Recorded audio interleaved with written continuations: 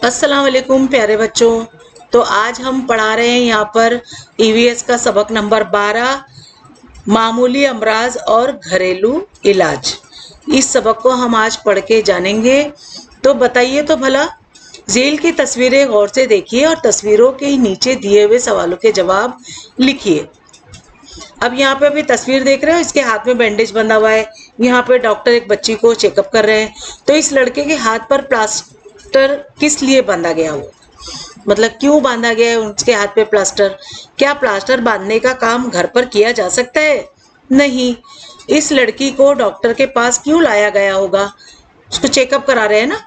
अब यहाँ बीमारी बताई जा रही है। देखिए, हमारी सेहत अच्छी हो तब हमें वक्त पर भूख लगती है, हम रात में ठीक तरह से सोते हैं, हाजमे का कोई मसला नहीं रहता। सबसे अच्छी बात यह है कि सुबह उठने पर हमें ताजगी महसूस होती है, छोटे छोटे काम करने पर थकन नहीं होती। लेकिन चंद वजूहात की बिना पर हम कभी बीमार हो सकते हैं। अब यहाँ पे देखो, ये अफशा क्या कर रही है। अफशा के गले में दर्द हो रहा था, तो ऐसे में उसने आइसक्रीम खा ली। देखो, एक तो दर्द और ऊपर से आइसक्रीम खा ली गई, तो दूसरे रोज उसे निवाला निगलने में तकलीफ होने लगी। अम्मी ने 2 दिन सुबह और स्कूल से आने के बाद उसे नमक के पानी से गरारे करवाए। तो तीसरे दिन क्या हो गया, अफशा का गला पूरी तरह ठीक हो गया। अफशा की ये बीमारी मामूली थी, वो जल्द अच्छी हो गई। ठीक है, एक बात हमें पता चली। और इसके 15 दिन बाद अफशा की बहन बीमार हो गई, उसको बुखार आने लगा, आंखें पीली नजर आ रही थी, तबीयत खाने की तरफ रागिब नहीं थी, यानी कुछ खाने को मन नहीं कर रहा था। तो अम्मी ने उसे फौरन दवा खाने ले गई। डॉक्टर ने कहा कि अफशा की बहन को यरकान हो गया है। तो यरकान उसको एक बीमारी हो गई है। डॉक्टर ने अफशा की बहन को 3 हफ्ते मुकम्मल आराम करने का मशवरा दिया और इस बीच तेल, घी, मक्खन वगैरह अशिया कम खाने का मशवरा दिया। अफशा की बहन की ये बीमारी फौरन अच्छी होने वाली न थी। तो मुनासिब या नामुनासिब क्या क्या है? तो शर्फू और उसकी छोटी बहन शन्नो खेत में काम कर रहे थे, तभी शर्फू को सांप ने डस लिया और फौरन गायब हो गया। दोनों ने सांप को ठीक से देखा भी नहीं, लेकिन सांप के डसने से शर्फू काफी घबरा गया। वो जोर जोर से चीखने लगा। आसपास के लोग दौड़े दौड़े आए।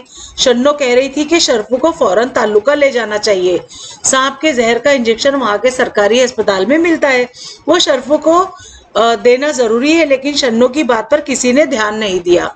लोग जल्दी जल्दी बैलगाड़ी लाए और शर्फू को बैलगाड़ी में डाला और उसे फौरन गांव के झाड़ फूक करने वाले बाबा के पास ले गए।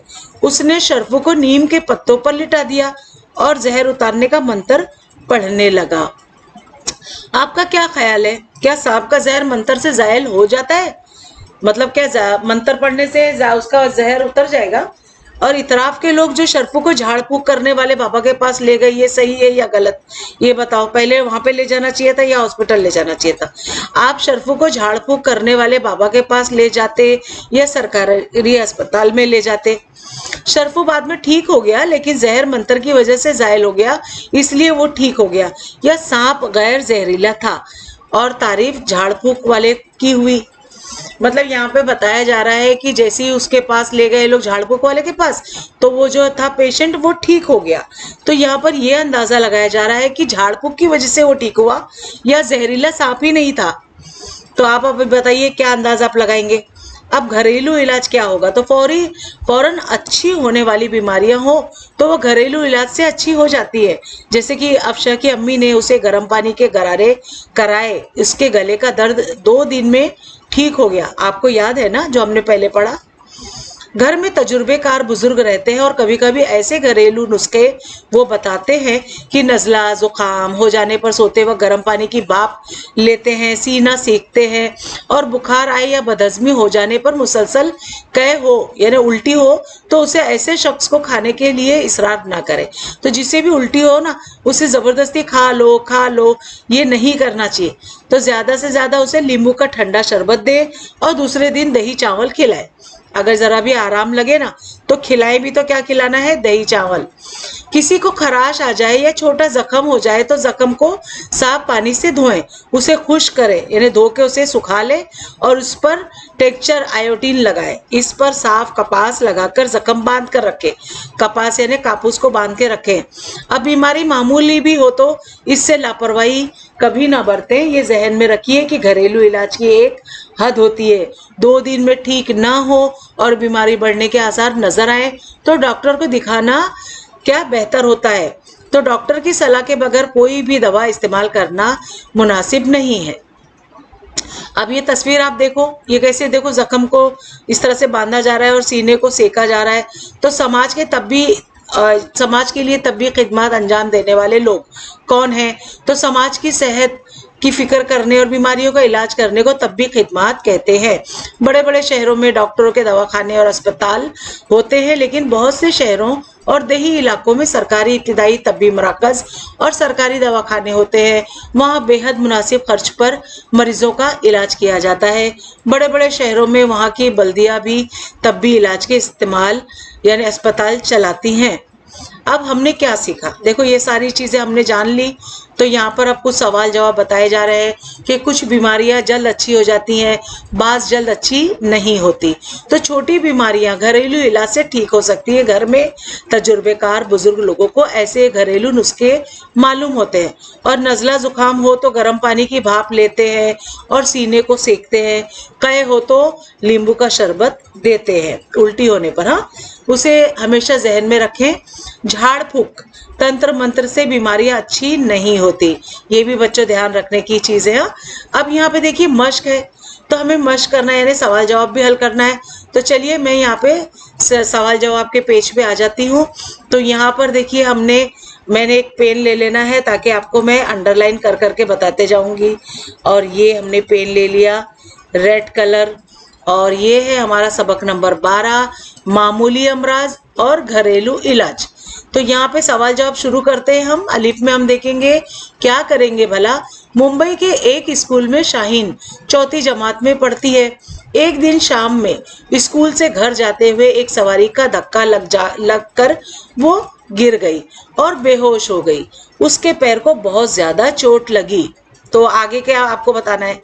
तो उसे फौरन हम क्या करेंगे, PHC यानी प्राइमरी हेल्थ सेंटर ले जाएंगे जहां उसका इलाज ठीक से होगा। PHC सरकारी दफ्तर है जहां इलाज मुफ्त में होता है। महाराष्ट्र में नौघर चिकित्सा के नाम से सरकार जरूरतमंदों का मुफ्त इलाज करती है। उसे इब्तिदाई तब्बी मराकज या सरकारी दवाखाना कहते हैं। ठीक है बच्चों, आपको समझ में आ गया कि PHC क्या होता है। बे में हम देखेंगे कि आइए दिमाग पर जोर दे। सवाल 1 है कि अडुल्सा के पत्तों का अर्क किस लिए मुफीद होता है? अडुल्सा। तो जवाब है यहाँ पर बे का 1 का कि अडुल्सा के पत्तों का अर्क खांसी में मुफीद होता है। दूसरा सवाल है कि नज़ला जुकाम की क्या अलामतें हैं? नज़ला जुकाम हो तो क्या क्या नजर आता है? तो देखो बे का जवाब है कि नज़ला जुकाम में नाक से पानी बहता है, छींकें आने लगती हैं और गले में खराश भी होती है।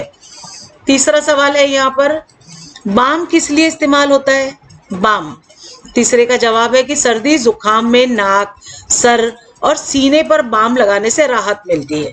ठीक है, अब अगला और आखिरी सवाल है कि बुखार उतरने की क्या क्या अलामतें हैं? तो यहाँ पे चौथे का जवाब है कि बुखार उतरते वक्त खूब पसीना निकलता है, बदन भी हल्का फुल्का महसूस होता है और खाना खाने को जी करता है। ठीक है, सारे सवाल मुकम्मल। जीम में सवाल है कि नीचे दी हुई जदुल मुकम्मल कीजिए। तो जेल में कुछ बीमारियों के नाम दिए हुए हैं, जैसे पहले में है कि नज़ला जुकाम, दूसरा है चिकनगुनिया, तीसरा है मलेरिया, चौथा है खेलते हुए गिर जाने पर खराश आना, पांचवा है पेट में मरोड़ होना, छठा है टाइफाइड होना, सातवां है उंगली को गर्म तवे का चटका लगना, 8वां है पैर में मोच आ जाना। तो इनमें से कौन सी बीमारियां जल्द अच्छी होने वाली हैं और कौन सी जल्द अच्छी होने वाली नहीं है, तो पहचानिए और जेल के जदुल मुकम्मल कीजिए। तो मैंने देखिए जल्द अच्छी होने वाली बीमारियों में किसको रखा है, नजला जुकाम 2 दिन में ठीक हो जाता है, घरेलू उपाय से भी ठीक होता है। खेलते हुए गिर जाने पर खराश यानी पैरों में कट फट जाए तो वो भी कोई भी घर में सोफ्रामाइसिन वगैरह क्रीम लगा लो तो भी ठीक होता है। पेट में मरोड़ होना से कोई दवाइयाँ खा लो, घरेलू उपचार है, या हम हाजमोला वगैरह खाते हैं या पुदीन हरा वगैरह खाते हैं तो पेट का जो मरोड़ होता है ना वो यूं भी ठीक होता है। तो घर में पुदीन हरा वगैरह रखना जरूरी है। अब उंगली को गर्म तवे का चटका लगना, तो उंगली जख्मी हो जाए तो क्या करते हैं हम, बर्नल वगैरह क्रीम लगा लेते हैं, ठीक हो जाता है। पैर में मोच आने पे हम क्या करते हैं, आयोडेक्स लगा लेते हैं या स्प्रे मारते हैं, जो पेन किलर होते हैं उसका स्प्रे मार लो तो भी वो घर में ठीक हो जाता है। लेकिन जल्दी अच्छे ना होने वाली बीमारियां जैसे चिकनगुनिया, टाइफाइड या मलेरिया, ठीक है, तो ये सारी बीमारियां जो है जल्दी नहीं ठीक होती हैं और इसके लिए हमें एडमिट होना पड़ता है। तो इसके लिए हम क्या करते हैं, हॉस्पिटल जाके एडमिट होते हैं। तो इस तरह से मैंने जल्दी अच्छी और जल्दी ना अच्छी होने वाली बीमारियां बताई। दाल में है मुख्तसर जवाब लिखिए। पहला सवाल है अफशा के गले में दर्द क्यों हो रहा था, हमने जाना था ना सबक पढ़ के। चलिए जवाब देखते हैं कि अफशा के गले में दर्द आइसक्रीम खाने से शुरू हो गया था। दूसरा है सवाल, यरकान होने पर अफशा की बहन को डॉक्टर ने कितने दिन आराम करने के लिए कहा। जवाब है अफशा की बहन को डॉक्टर ने पूरे 3 हफ्ते आराम करने के लिए कहा क्योंकि उसे यरकान हो गया था। अब तीसरा सवाल है यहाँ पे कि नजला जुकाम के लिए घरेलू इलाज कौन सा है। तो तीसरे का जवाब है कि नजला जुकाम होने पर सोते वक्त गर्म पानी की भाप लेते हैं और सीना सेकते हैं। अब यहाँ पे चौथा और आखिरी सवाल है कि क्या डॉक्टर की सलाह के बगैर कोई दवा इस्तेमाल करना चाहिए। तो जवाब है यहाँ पर कि डॉक्टर की सलाह के बगैर कोई भी दवा लेने ना, मतलब जो दवा ले ना मना मुनासिब नहीं है, ठीक है, मुनासिब ही नहीं होता, करना नहीं चाहिए ऐसा। हे में सवाल है यहाँ पर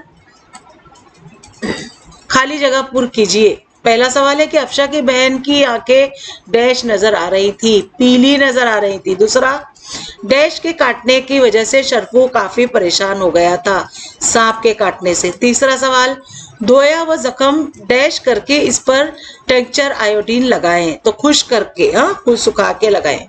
यहाँ पे है सरगर्मी बच्चों आपके लिए। देखिए सारे सवाल जवाब हल हो गए हमारे। सरगर्मी है आप लोग के लिए कि अपने इलाके के दवाखाने में जाइए और डॉक्टरों से मुलाकात कीजिए, इब्तिदाई तब्बी इमदाद के बारे में मालूमात हासिल कीजिए। तो देखिए मैं यहाँ जवाब बता रही हूँ इसका कि ये इब्तिदाई तब्बी मराकज या सरकारी दवाखाने को PHC कहते हैं, यानी प्राइमरी हेल्थ सेंटर, ठीक है। तो यहाँ पर इब्तिदाई तब्बी मराकज जो है वो PHC को ही कहते हैं, ठीक है। तो ये सवाल जवाब आपको पता तो चल ही गया है, लेकिन आप इसकी और भी मालूमात हासिल कर सकते हो। आप गूगल सर्च करिए और उसके ऊपर इब्तिदाई तब्बी इमदाद लिखिए या PHC लिखिए, तो इसके बारे में आपको और भी मालूमात मिल जाएगी। तो बच्चों यहाँ पर हमारे सबक के साथ सभी सवाल जवाब भी मुकम्मल हुए। मैं उम्मीद करती हूँ आपको अच्छे लगे होंगे और समझ में आए होंगे। अगर अच्छे लगे तो प्लीज़ सब्सक्राइब करें मेरे चैनल को और लाइक ज़रूर दें बच्चों, इससे मुझे बहुत हौसला मिलता है और मुझे बहुत अच्छा लगता है कि मैं आगे भी आपको पढ़ाते रहूं। और अपने उर्दू मीडियम के बच्चों में ज़रूर शेयर करो बच्चों, ताकि उन्हें कोई डाइजेस्ट ना खरीदना पड़े और आप ही की तरह ऑनलाइन से वो भी अच्छे से घर बैठे कामयाबी हासिल कर सकते हैं। इस सबक के मुतालिक कोई भी जहन में डाउट आता है तो कमेंट करके पूछिए मुझसे।